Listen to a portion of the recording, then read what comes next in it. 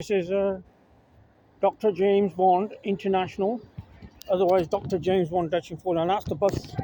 I've just come off the number 18, number 11 bus actually from Pool Meadow, and I'm in Leamington Spa right now on the parade. I thought I'd just hop on the bus and do a video up here as well, the neighbouring town, the next door neighbour town of Coventry. I did a video earlier today. This is my second video of the day. I was just filming in the city centre, CV1 area, and the Primark superstore in particular, the budget economy class, 3-storey, 3 floors store that is, Primark. And today's date is still Saturday the 18th of July 2026. And what I need to mention now in this video, well, news events, I should mention this as well, that the new Labour leader is Andy, I think it's Andy Burnham, and he assumed the role yesterday. That was the 17th of July 2026, that was on Friday, and he's expected in the office on official duty on Monday the 20th of July 2026. So that's after the weekend, that is. You'll have Andy there as the new incumbent Prime Minister as well, in fact, of the UK. Obviously is promoted within the Labour Party, just like they had Rishi Sunak promoted within the Conservative Party. So he hasn't actually been voted in by the UK public, not yet anyway, but within the Labour government, the Labour Party. So that does usually happen. You have leaders that are elected within the party, just like in the Conservative era, they had Rishi Sunak elected as Prime Minister, and even Liz Truss after Boris Johnson resigned, etc. So that's what's happened here. So you'll have Andy Burnham, and in fact he's married to a Dutch woman. So I won't give you her name, but that's all you need to know anyway. Someone was born in the Netherlands, and that's where I normally go, you know, where I've been exposed as visible below the bolt area since 1998. Thank God anyway, and about time as well. So that's his wife, and interestingly, the previous Labour leader, who wasn't actually ever elected, Neil Kinnock, if you can recall, his son Stephen is married to the former Danish Prime Minister. Interesting, isn't it? You know, although Andy's wife isn't actually the Prime Minister, or never has been the Prime Minister of the Netherlands, she's not something like that, but Neil Kinnock's son has married the former Danish Prime Minister. That's amazing, isn't it? In fact, Stephen, I think that's his son's name, Neil Kinnock. But he never won the election, by the way. He never became Prime Minister of the UK. That's Neil Kinnock I'm talking about. And during those days, remember when they had Arthur Scargill and all those coal miners and things? You know, and Norman Tebbit on your bike speech, remember that one? And then he got blown up in Brighton Hotel. I think his wife died as well in that, and he became a widower.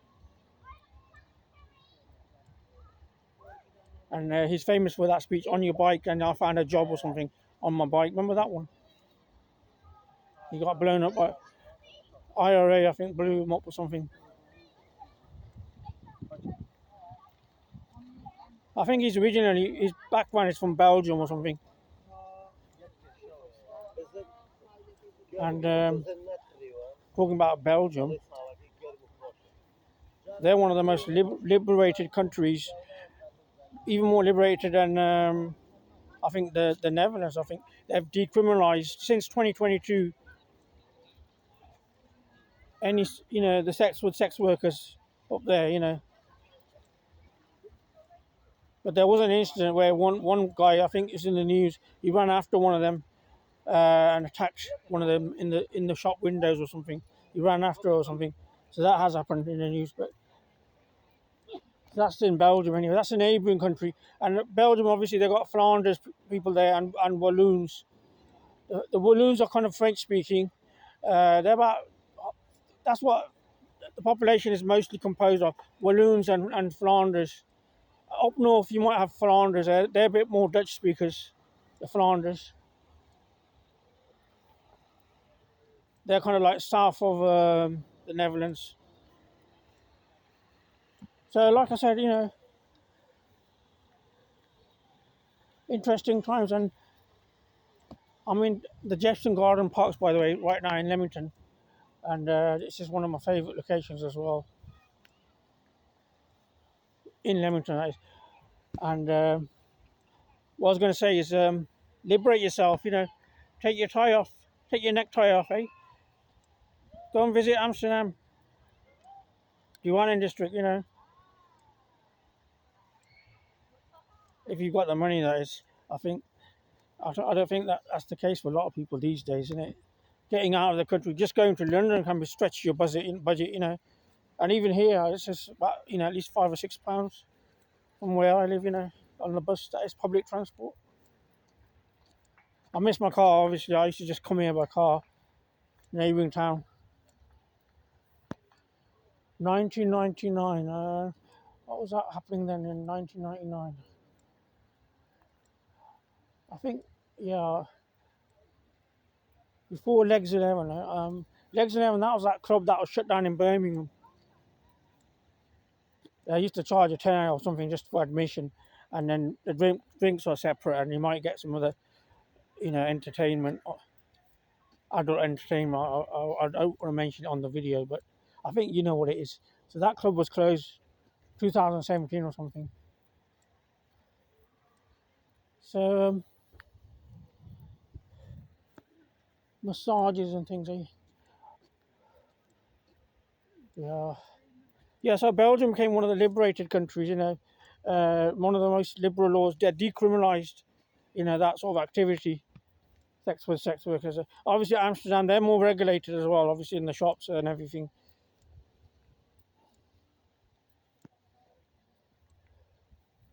And what else do I want to go on about? You might want to get a proper partner, If you don't want population control, taking over.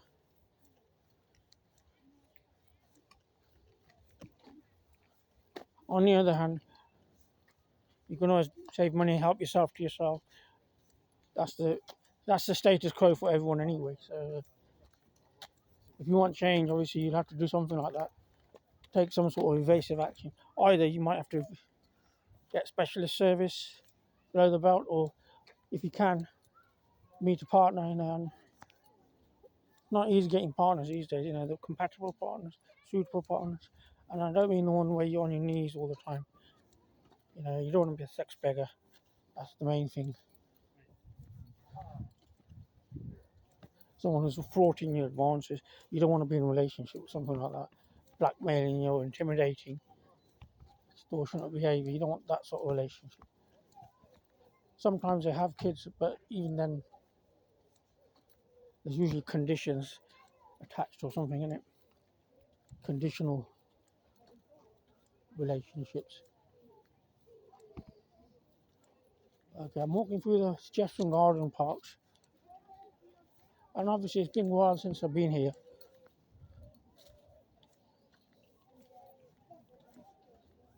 And I used to park my car over there on Newbold Terrace, just across the road up there. In fact, I might just go there. That's when I was rendered homeless, if you can recall. I spent 13 plus months in my car, in my Peugeot 207 SW estate. That was a night of a car. I improvised as my home during that period, that difficult period, when I was rendered homeless by the violacs of Coventry County Court, who took my house my family council house. That was my late mother's house, together with most of my bulky furniture, which I had to also leave behind: beds, sofas, wardrobes, and even my washing machine.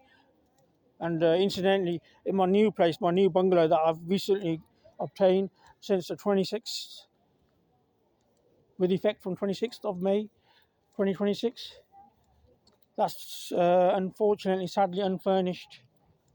So that's the sad state of things. Obviously, I am building my furniture slowly. I've just got some portable chairs there at the moment, portable chairs, and one of those air beds. Slowly building my furniture, but obviously that furniture that I had could have come handy, would have been useful to me if I hadn't left it behind. I had no choices, I had to leave it behind. When I was rendered homeless on the 26th of April 2023, I couldn't just carry that. I had nowhere else to put that furniture. And this is where I used to sleep, this road here, in my car. Initially that was, then I started going back to Coventry and parking outside near the Britannia Hotel on Fairfax Street. And in fact, that's where I was actually discovered by the JCT homeless team on the 21st of May 2024, and offered supported housing, initially with 3-night stay at Salvation Army at the Anchor Centre or the Life Centre on Harlan Lane, and then transferred and afterwards offered a room in a house. At first it was an ensuite room, but then they actually took the parking space after fitting an air vent, and I had to leave that in December and then move to another area, and that's where I was for considerable time. So 2 years, I'd say, in supported housing. And this is where I used to park my car sometimes, initially, like I said, and when I was rented homeless. There's some nice flats there as well as these mansions here.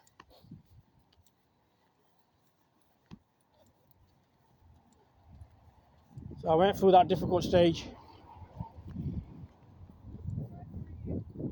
Eventually I was housed, but then the election came up, and then Rishi Sunak lost. He left it obviously too late, innit? They should have found him accommodation a lot earlier. But under the Labour government, I've sadly lost my car and my mother. My mother died at a care home in January 2025, and then a couple of months down the line, my car failed its MOT.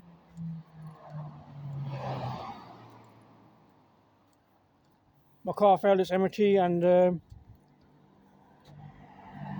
I had to sadly sell it for scrap, as it was unaffordable to repair, not on the income I'm on anyway. I'm on a bare minimum income, and obviously I need all the help I can. And that's another thing I need to mention. I forgot to mention in my previous video, my sort code and account number. My sort code is 110212, and account number is 14112566. That's all you need in the UK to send me money. That's how easy it is. You can set it on your phone, your Android phone. Just do a simple bank transfer to send me money in the UK, that is. In England and in all other parts of the UK. But outside the UK, you might need to also use my IBAN number, international bank account number, and my BIC or SWIFT number. That's also listed on the video. If it's not on the video, then it's on a text link underneath the video. So it's always, and if you're worried about not getting that information, sometimes I might have not mentioned it, then just go to a previous video. It's usually the same information on the bank details. And for consistency's sake, just look at all of my videos, and then you'll see the same bank account details. So there's no way of mixing up with someone else's details. And do be careful when you do enter my bank details. And it's Dr. James VON-DUTCH you'll be paying end of the day. That's the full name. The account's held under, and send as much as you want. Any generous amount is appreciated. and generally speaking, I'd say £1 upwards, and people have sent me fivers, but there's no limit to how much you want to send me. But I don't really go on about that, so it's just getting the money, that's all that counts. And I am keen on viewers sending me money from anywhere on the planet, basically, on planet Earth. So it doesn't have to be restricted to the UK, although I don't mind. Obviously, that's where I'm filming at the moment. And I'm not actually filming in Switzerland nowadays, or in Netherlands, or in France, any other part, Belgium even.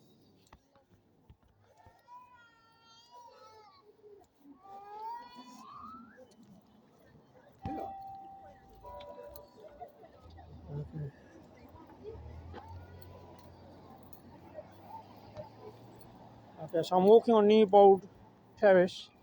That's the name of this road, and that's where I used to park on the upper end of it.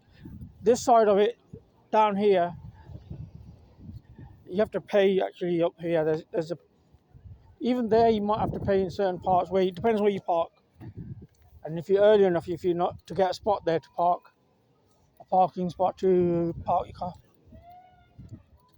Okay, this video is getting long now. I'm going to end this video soon. And I'll just get the Royal Spa Centre there. I think that's the theatre there. And film. And obviously I would have preferred a camper van, but there are disadvantages of a camper van as well compared to a car. A camper van obviously sticks out, and it is more prone to get broken into than a car, for instance. And security wise and insurance wise as well, it's probably more expensive to insure a camper van, and to run a camper van is also probably more expensive than a car because of the size. And also when you're going across the channel, English Channel, into the continent, you have to pay extra costs as well because it's a bigger vehicle.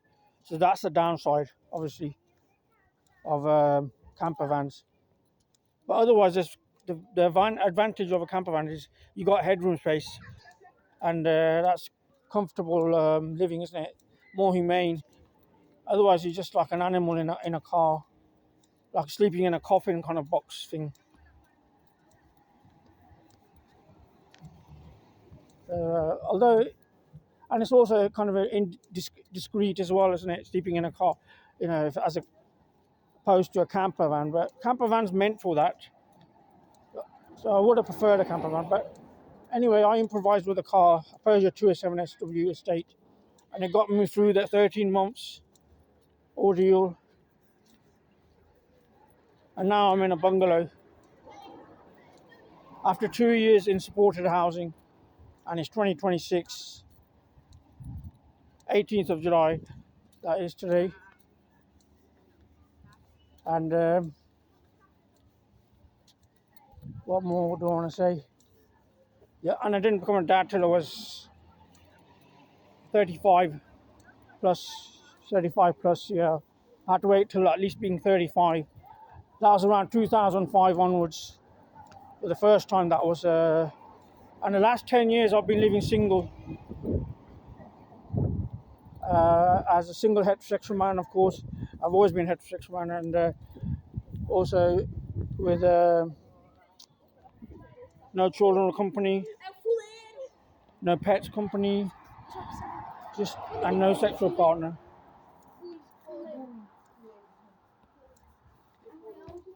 Remember that James Bond movie, License to Kill? That was a 1989 movie, starring Timothy Dalton, his last movie. And the end of it, I like that scene when he says, when Sanchez says to him, "You could have had everything," to him, and then he says, "Don't you want to know why?" And then he sets him on fire with a lighter when he was about to attack him with a machete and kill him with a machete. So he killed him first. 1999, well, there wasn't any James Bond movie. I think the last James Bond movie was 1997 in November. That was Tomorrow Never Dies. Although towards the end, actually there was a movie in November 1999. That was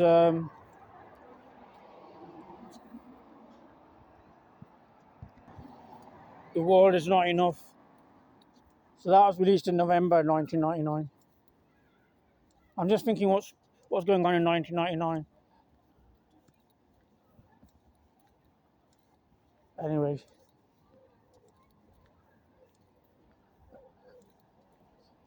this town makes you feel like a clown, doesn't it, sometimes? There's a lot of pranksters around, isn't it? Not just Jeremy Beadles, filming and things like that, like candid camera or something. Maybe the April Fools on, pranksters like that kind of thing, And like I said, avoid this town if you want a, good massage or something, They might start putting talcum powder on you. And you know what that's been linked to in the news recently? So it's not good for your health, is it? Rubbing talcum powder on you. Okay, what else do I need to say? Eddie Murphy, yeah, he's got 10 kids, by the way. Eddie Murphy, that American actor. His latest wife, I think she's, since the 2010s onward, I think, is Paige Butcher, that blonde one from Australia, Perth, Australia. He's had some kids from her as well. He's made quite good movies, hasn't he? But Nutty Professor and things like that.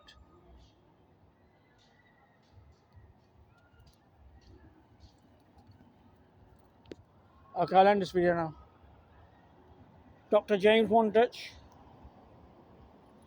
on Saturday, 18th of July, 2026.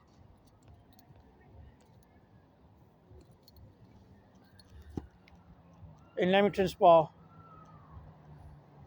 That's Houston place, and that's a row of estate agents there. And by the way, 20th of July, isn't that when they landed on the moon in 1969? NASA, that was. And that's when the new Labour leader is going to go into his Prime Minister's office, 20th of July.